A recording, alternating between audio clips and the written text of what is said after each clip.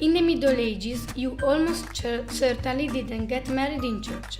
People would usually get married out of the gate to the churchyard. But in any case, people didn't need religious things, although church wanted so. People got married by declaring clearly that they wanted to marry each other. But you could get married very simply. There were some quite curious customs, usually tolerated by the church: rolling burning barrels down a hill on a Midsummer's Eve. Another was to throw it over the heads of a newly married couple. Then another throwing a big party to drink ale to raise money for charity. There were a number of things that looked like superstition, for example for protection.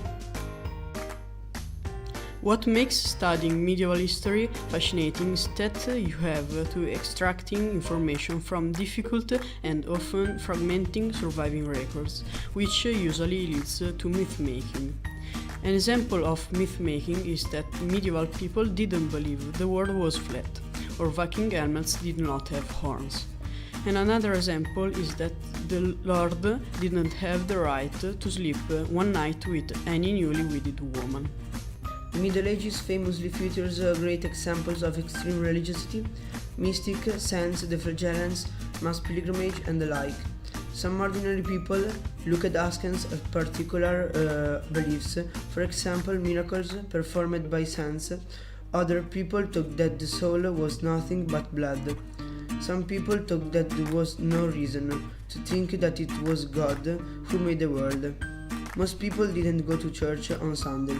One Spanish priest reported to his bishop that hardly anyone came to church on Sunday, but later charged about in Strotted Plain. Some people don't know that many medieval intellectuals have a Renaissance and a classical spirit. They also learn rhetoric in the 12th century. The taste of classic is inspired by the works of Aristotle. In particular, one of the outcomes was the reflective approach to the physical world and the analysis and experiment with the physical world. Although certain medieval writers described their society as divided into three orders: those who won pride, those who fought, and those who labored. That became an accurate picture from after about 1100. The population of Europe increased across the 12th and the 13th centuries, with cities and towns getting much larger. In the cities, people had all kinds of jobs. In the countryside, there were not at all impoverished serfs. Many peasants were free men and women.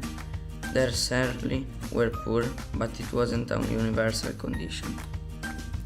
The stereotype about the ecclesiastic authorities that conduct witch hunts in the Middle Ages is false.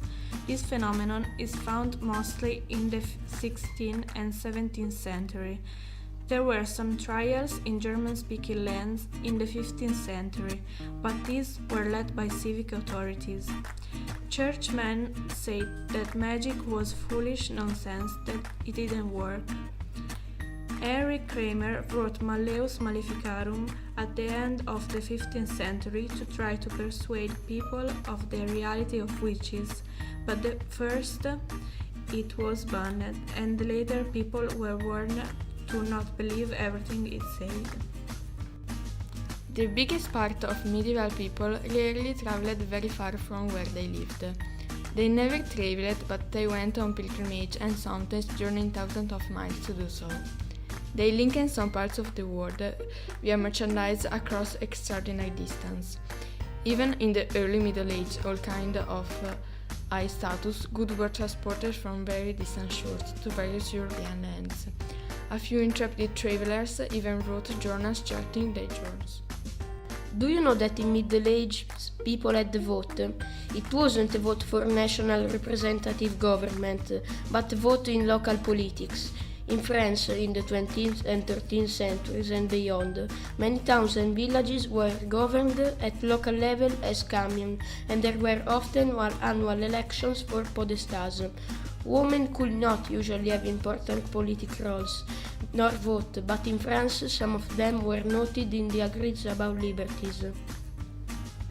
We tend to think of literacy as one thing, but in fact it combines various different skills, of which the physical act of writing is only one.